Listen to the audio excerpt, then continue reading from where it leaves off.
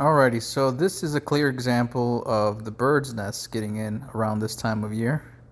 Tons of debris and just blocking everything from coming out. So this is why we need bird guards to prevent this from happening and causing a restriction in airflow, which in turn could cause a fire hazard.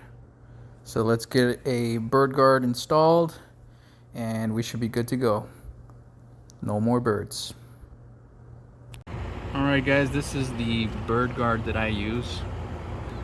It is all metal design, nice white color to keep the aesthetics on the exterior nice.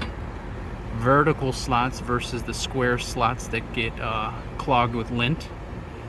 The lint can pass freely through here, so you shouldn't worry about it getting clogged, and no birds are going to get in.